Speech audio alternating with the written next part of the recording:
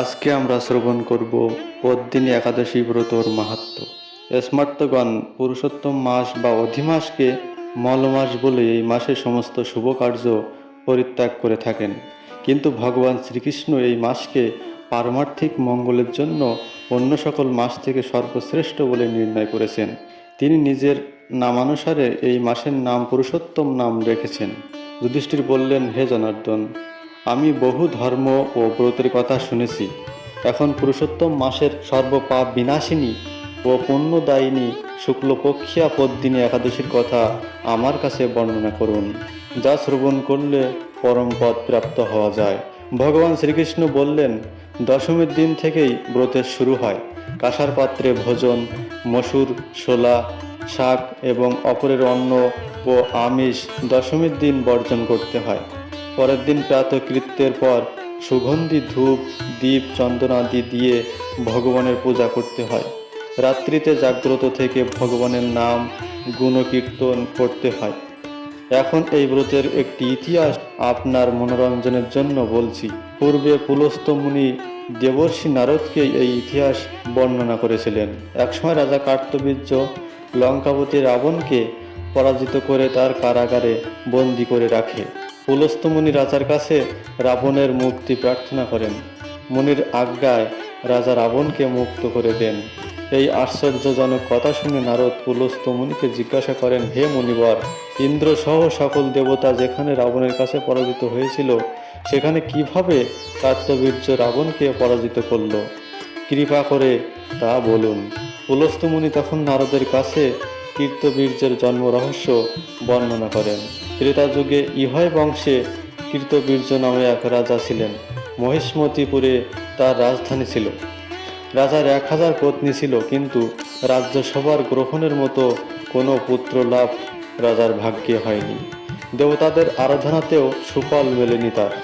অবশেষে সাধুদের আজ্ঞানুসারে বিভিন্ন ব্রত পালন করলেন, তথাপি রাজা ছিলেন অপুত্রক। মন্ত্রীর উপর রাজ্যভার অর্পণ করে তপস্যায় যাবেন বলে স্থির করলেন রাজা কীর্তবীর্য। রানী মহারাজ হরিশ্চন্দ্রের কন্যা পদ্মিনী ছিলেন অত্যন্ত পতিব্রতা। স্বামীর সঙ্গে তিনিও তপস্যার জন্য মন্দার পর্বতে গমন করলেন। সেখানে তারা 10,000 বছর ধরে কঠোর তপস্যা করলেন, কিন্তু তবুও কীর্তবীর্য পুত্র সুখে বঞ্চিতই রইলেন। রানী পদ্মিনী মহাসাধ্বী অনুসয়াকে জিজ্ঞাসা করলেন, হে সাধ্বী, পুত্র লাভের জন্য আমার স্বামী 10,000 বছর তপস্যা করেও বিফল হয়েছে। এখন যে ব্রত পালনে ভগবান প্রসন্ন হন এবং অতি শ্রেষ্ঠ পুত্র লাভ হয়, এমন কোনো উপায় বিধান করুন।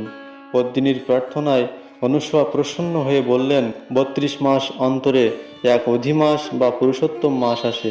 এই মাসে পদ্মিনী ও পরমা 2 একাদশী। এই ব্রত পালন করলে পুত্রদাতা ভগবান শীঘ্রই প্রসন্ন হবেন। অনুসয়ার নির্দেশে পদ্মিনী পরম শ্রদ্ধায় এই একাদশী ব্রত পালন করলেন। সেই ব্রতে সন্তুষ্ট হয়ে স্বয়ং ভগবান গরুর বাহনে আরোহণ করে পদ্মিনীর সম্মুখে উপস্থিত হলেন। ভগবান বললেন, হে ভদ্রে, আমি প্রসন্ন হয়েছি। পুরুষোত্তম মাসের সমান কোনো মাস আমার প্রিয় নয়। এই মাসের একাদশী আমার পরম প্রিয়। তুমি সেই ব্রত যথাযথ পালন করেছ, তাই আমি তোমার ইচ্ছানুরূপ বর প্রদান করব। ভগবানের স্তব করে রানী বললেন, হে ভগবান, আমার স্বামীকে আপনি বরদান করুন। ভগবান তখন রাজার কাছে এসে বললেন, হে রাজেন্দ্র, আপনার অভিলাষিত বর প্রার্থনা করুন। মহানন্দে রাজা বললেন, হে জগৎপতি, মধুসূদন, দেবতা, মানুষ, নাগ, দৈত্য, রাক্ষস আদি কেউ তাকে পরাজিত করতে পারবে না, এমন পুত্র আমি প্রার্থনা করি। রাজার প্রার্থনা অনুসারে বরদান করে ভগবান অন্তর্হিত হলেন। রাজা পত্নী সহ নগরে ফিরে এলেন। যথাসময়ে রানী পদ্মিনীর গর্ভে মহাবলশালী এক পুত্রের জন্ম হয়। মহারাজ কৃতবীর্য পুত্রের নাম রাখেন কার্তবীর্য। ত্রিলোকে তার সমান কোনো বীর ছিল না, তাই দশানন রাবণ যুদ্ধে তার কাছে পরাজিত হয়।